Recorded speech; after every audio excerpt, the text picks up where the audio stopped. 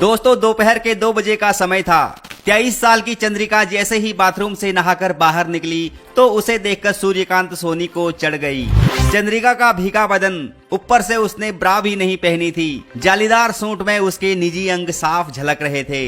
ये देखकर सूर्यकांत सोनी बेकाबू हो गया। उसने तुरंत चंद्रिका को अपनी गोद में उठा लिया और बेडरूम की तरफ जाने लगा। चंद्रिका के मन में लड्डू फूट रहे थे। वो समझ गई थी कि आज उसकी जबरदस्त ठुकाई होने वाली है, लेकिन औरत है, थोड़े नखरे तो दिखाएगी ही। वो बोली, अरे जेठ जी ये क्या कर रहे हो? मैं आपकी बेटी समान हूँ, अगर किसी ने देख लिया तो लोग क्या कहेंगे? लेकिन हवस के नशे में पागल हो चुके सूर्यकांत ने उसकी एक ना सुनी। उसने चंद्रिका को बेड पर लिटाया, तुरंत उसके कपड़े उतारे और पूरा डाल दिया। चंद्रिका का पति श्रीकांत सोनी शराब का आदी था, लिहाजा वो बहुत जल्दी झड़ जाता था। लेकिन आज उसके बड़े भाई सूर्यकांत ने चंद्रिका को फुल मजा देकर उसकी आत्मा को तृप्त कर दिया। दोस्तों एक बार अवैध संबंध शुरू हो गए तो ये सिलसिला लगातार चलता रहा। लेकिन फिर क्या, अवैध संबंधों का अंत तो हमेशा खौफनाक होता है। दोस्तों चढ़ती जवानी और हवस की ये कहानी छत्तीसगढ़ के कांकेर से सामने आई है। यहाँ का रहने वाला श्रीकांत सोनी होटल में काम करता था। उसने 1 साल पहले ही अपनी भाभी की सहेली चंद्रिका सोनी से लव मैरिज की थी।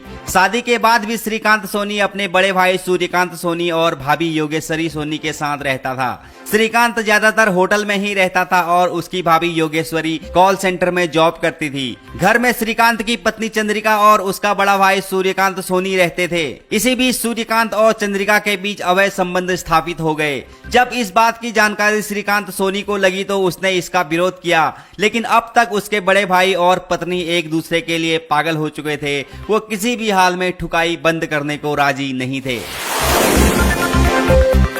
श्रीकांत के लाख कोशिश करने के बाद भी जब बड़े भाई ने उसकी पत्नी का गेम बजाना बंद नहीं किया तो श्रीकांत ने अपने बड़े भाई के सामने एक शर्त रखी। उसने कहा, भैया तुम मेरी बीबी की लेते हो ठीक है, लेकिन अब मैं भी तुम्हारी बीबी की लूंगा, फिर दोनों भाइयों का हिसाब बराबर हो जाएगा। सूर्यकांत अपने छोटे भाई की बीबी की बेशक रोज लेता था, लेकिन वो नहीं चाहता था कि उसका छोटा भाई उसकी बीबी का गेम बजाए। लिहाजा दोनों भाइयों के बीच कड़वाहट पैदा हो गई। लेकिन स्वभाव से जिद्दी श्रीकांत लगातार अपने बड़े भाई से भाभी की दिलाने की जिद करता रहा।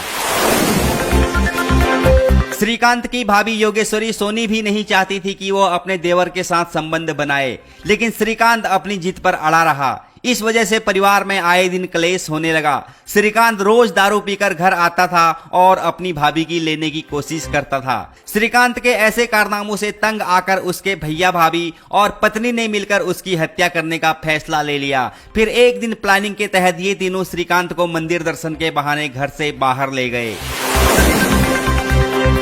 सूर्यकांत सोनी घर से बाहर जाने के लिए अक्सर कार किराए पर लेता था और कार का ड्राइवर उसका दोस्त था। सूर्यकांत ने उसे भी भाई की हत्या करने के लिए राजी कर लिया था। इन सभी लोगों ने मंदिर में पूजा अर्चना की। इस दौरान इन्होंने श्रीकांत को बिल्कुल भी एहसास नहीं होने दिया कि उसका अंतिम वक्त आ चुका है। ये उसके साथ फोटो भी खिंचवा रहे थे और सामान्य तरीके से बातचीत कर रहे थे। फिर वापस आते समय इन्होंने मौका पाते ही लोहे के हथौड़े से श्रीकांत के सिर को पूरी तरह से कचुम्बर बना दिया और उसकी लाश को सड़क किनारे झाड़ियों में फेंककर वहां से फरार हो गए। हत्याकांड की खबर मिलते ही पुलिस हरकत में आई। पुलिस ने परिवार वालों से अलग अलग पूछताछ की तो उनके बयानों में विरोधाभास नजर आया। पुलिस ने सख्ती से पूछताछ की तो इन तीनों ने हत्याकांड का खुलासा कर दिया। वीडियो बनाए जाने तक पुलिस ने मृतक श्रीकांत के बड़े भाई सूर्यकांत, भाभी योगेश्वरी सोनी और पत्नी चंद्रिका सोनी को गिरफ्तार करके जेल भेज दिया है, जबकि हत्या में शामिल सूर्यकांत का दोस्त कार चालक अभी फरार चल रहा है।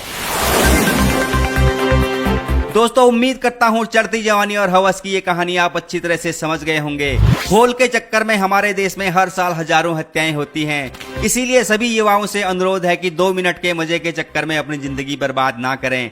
अगर किसी की पत्नी दूसरे से अपना गेम बजवाने लग जाती है तो उस पत्नी को टाटा बाय बाय बोल दो और अपने लिए दूसरी पत्नी ढूंढ लो, नहीं तो कब जिंदगी मौत में बदल जाएगी पता भी नहीं चलेगा।